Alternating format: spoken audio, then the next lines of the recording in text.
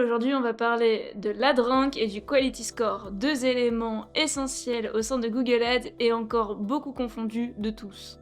Dans un premier temps, on va parler du Quality Score. Alors le Quality Score, c'est une note allant de 1 à 10 attribuée à l'un de vos mots-clés. Cette note, elle est basée sur 3 facteurs et le premier, c'est le taux de clic attendu. Plus on s'attend à ce que vous ayez un bon taux de clic sur votre annonce plutôt qu'à une annonce de votre concurrent, au plus cette note va être élevée.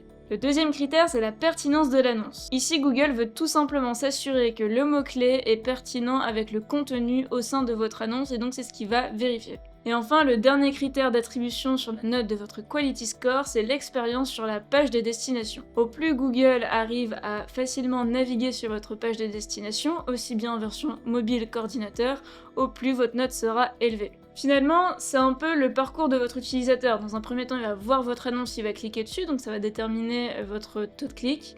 Ensuite, on va regarder si le contenu de l'annonce et le mot-clé sont en adéquation avec la pertinence du coup de l'annonce. Et enfin, la page de destination. C'est vraiment le parcours de vos utilisateurs finalement, sur lesquels cette note elle est attribuée.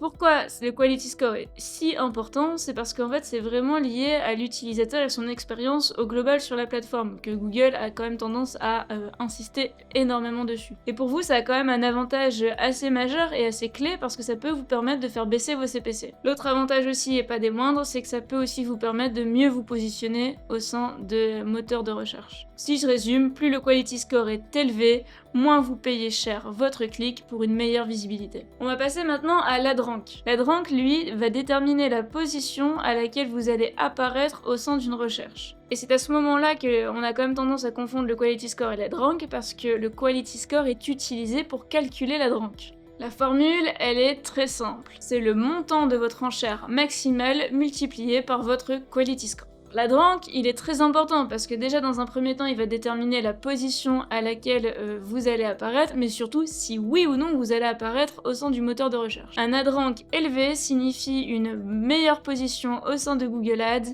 mais surtout aussi un meilleur taux de clic finalement, parce qu'au plus votre position est haute, et au plus on peut s'attendre à ce que l'utilisateur clique dessus. Donc si je devrais résumer la différence entre le Quality Score et l'AdRank, c'est que le Quality Score permet de connaître la qualité et la pertinence de votre annonce, tandis que l'AdRank détermine la position à laquelle vous apparaissez, si vous apparaissez. Maintenant qu'on a vu la différence entre l'AdRank et le Quality Score, je vais vous proposer quelques pistes d'optimisation des deux paramètres. Pour améliorer le Quality Score, vous pouvez améliorer la pertinence de vos annonces, en rédigeant tout simplement des annonces qui soient le plus pertinentes par rapport aux mots-clés et en utilisant aussi un copywriting qui est adapté aussi à votre cible. Essayez d'aller chercher vraiment ce que votre utilisateur pourrait taper au sein du moteur de recherche pour pouvoir l'améliorer. Pour améliorer le taux de clic attendu, vous pouvez A/B tester vos titres et vos descriptions. Vous pouvez jouer aussi encore à nouveau sur le copywriting, savoir un petit peu la façon dont on s'adresse à l'audience, si vous allez plutôt mettre en avant une promotion, un avantage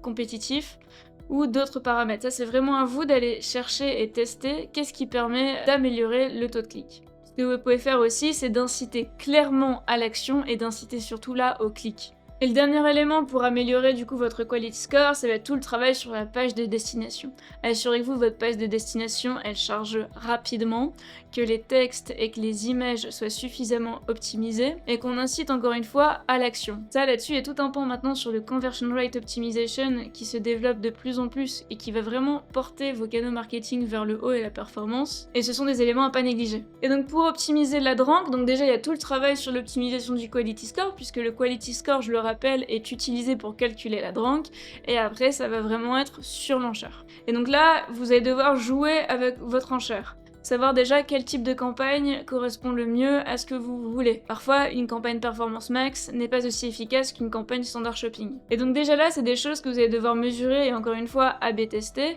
Et aussi assurez-vous de ne pas être trop limité par le budget. Parce que là aussi, vous êtes assez capé sur vos clics, ce qui va pas permettre à l'algorithme de s'optimiser finalement correctement. Une autre chose que vous pouvez faire aussi, c'est de travailler un peu sur votre audience, de s'assurer déjà que vous ciblez l'audience sur laquelle vous devez suffisamment enchérir ou non. Donc ça, c'est vraiment les paramètres paramètres de votre campagne, vous pouvez aller regarder sur quel niveau vous devez jouer pour optimiser votre enchère. Plus d'excuses maintenant pour confondre l'ad rank et le quality score. Et ça fait une bonne piqûre de rappel pour les traffic managers qui ont tendance des fois à partir dans des projets tellement avancés que leur base et leur socle Google Ads n'est finalement plus suffisamment optimisé. Si vous avez des questions, posez-les en commentaire, on répondra à absolument tout.